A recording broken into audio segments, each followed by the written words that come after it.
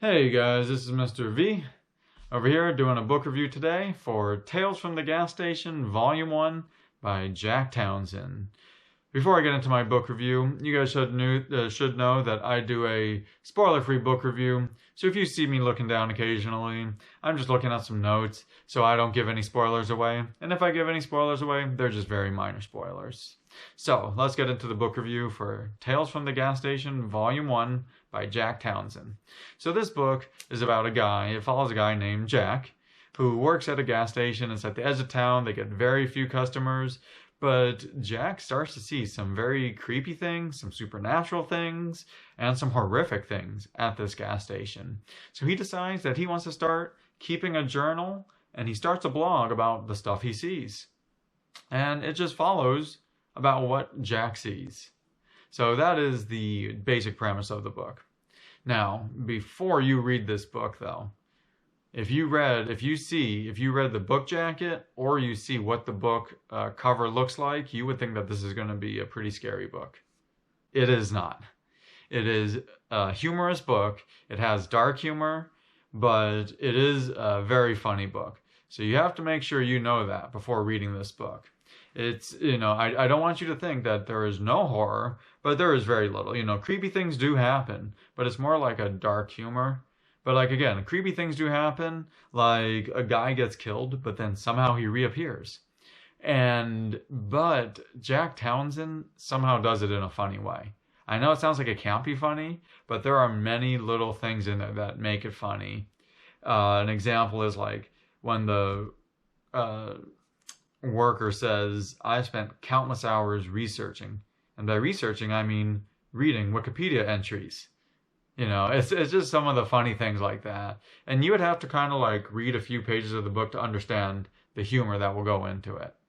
Again, creepy and horrific things do happen, but this is meant to be a funny book.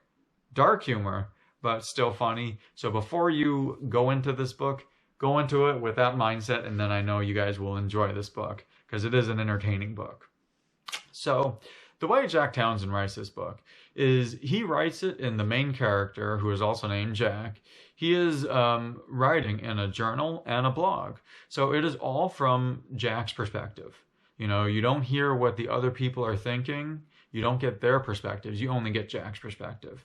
And I felt that that type of writing worked very well for this book because it's a lot of humor and a lot of sarcasm, and the sarcasm and humor stays throughout the book until the very end. And I felt that it just fit this book very well. So, and it also, like, Jack, when he's writing in his journal and his blog, the way it's written is like he's talking directly to you. And again, I felt that this helped the book a lot. And as I said, prepare for some dark humor, that it is funny, but just prepare for some dark humor. But also, like, the author, he actually kind of wrote like some of their real people's thoughts. An example that I would give is like how people sometimes will agree with words but not with their thoughts. Like an example is the main character Jack. He at one point is getting some kind of therapy, and the doctor recommends that he does a specific type of therapy, and Jack agrees. He's like, "Yeah, that sounds like a great idea." But then in his mind, he's like, "No, that sounds like a horrific idea. I'm not going to do that. You're an idiot." And I know, I'm not portraying it correctly, but, that's how people really think sometimes. They will agree, but then their thoughts, they won't agree. So, he throws in some real life aspects in that, and that there is a lot of sarcasm like that throughout the whole book. But it is still very entertaining. So I just think that the sarcasm happens in his mind and in the dialogue. So, I thought that it just fit the book perfectly. And the next part, you can say that this is a good thing or a bad thing. But because of you're just following like Jack's life at the gas station and the things that he is doing, there are many small plots, where it's like one thing will happen and then it just moves on. There is like one or two big plot lines, but there's a lot of small ones. It's not that you have to remember a ton of characters, but just know that there are a lot of small plot lines. Some people can say that's good, some people can say it's bad. I thought it fit. because there still were like a few big plot points, and Jack is the center of all of this. So, you are still following his life, but because of that, it's like real life. There's a lot of small plot lines. And, it's like all these crazy things happen. So again, it all depends how you look at it. I've seen people say both. So that some people liked it, some people didn't. I liked it. So just be prepared for that when you get into this book. Another thing about this book is I felt that this book was a very easy read. It was very easy to pick up, and like it was so easy to pick up and just read a few chapters, because there's some of those books where you pick it up and you need to really get into the book before you start to really enjoy it. This one was super easy to pick up. But with that being said, it was also pretty easy to put down. It wasn't that I didn't want to continue the book. But after reading a few chapters, sometimes, like I'd read like 2 chapters, I didn't mind just putting it down for a day. It wasn't one of those books that like were super intriguing that you needed to know, like, okay, I can't put the book down because I need to know how it ends. You still want to continue with this book. You still want to know how the book ends. You still want to know what happens in the different plot lines. But it was as easy as it was to pick up. I didn't mind reading it for 2 chapters and putting it down for a day. Where again, I've read many books where it's like, I just could not put it down. So just understand that while it is easy to pick up, it doesn't have the super intriguing aspect about it. And, some of the parts though that I did not like was that I felt some parts were just too weird. Like that, it was saved with comedy, that he still had comedy, but some parts were too weird. A lot of the book was weird. It's meant to be. But again, it's dark humor. It's a humorous book, so it's meant to be a little weird and out there. But some parts were just like, I thought it kind of lost its way. I'm like, okay, that's just too weird, And then one thing it was a big negative for me was the last like 10 to 15% I did not really like.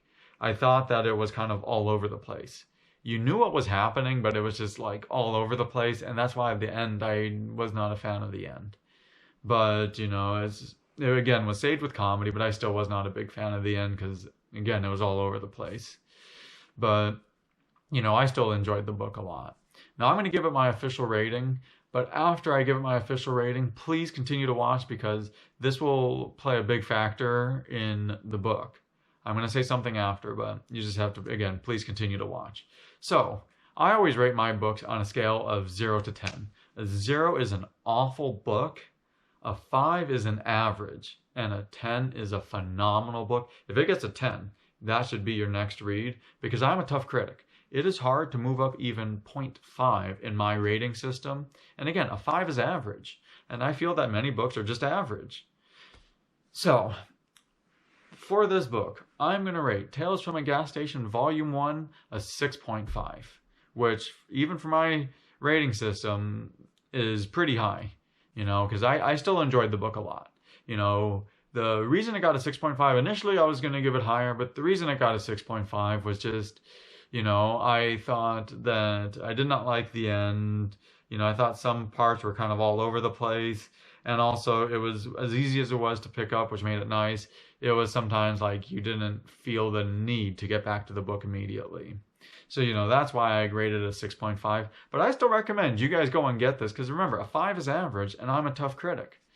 But a big factor that I want to say is that this is something that I have never done in my book reviews. And I've rated over 30 books by this point, or 35 books. I've never done this, and I basically never do this when I talk to people about books. But I recommend that you guys go and pick up the audio version of this book. I do a mixture. Sometimes I listen to the audio. Other times I read the book. A lot of times I do kind of a mixture of audio and reading. But for this book, while the reading was still a lot of fun, I thought the audio was phenomenal. And the audio made it so much better. And there's been some phenomenal audio books before, but this is the type of book that the audio just made it so much better, like just way, way better. I can still see that you would enjoy it if you just read the book. But again, I suggest you guys go pick up the audio version of this book. But if you guys have any questions, you guys have any disagreements, you guys have any comments, please comment below. I hope you guys click the subscribe button because I do many book reviews. And I hope you guys go and get this book because it is an entertaining book. Thank you for watching my video review. This is Mr. V. Go enjoy your reading.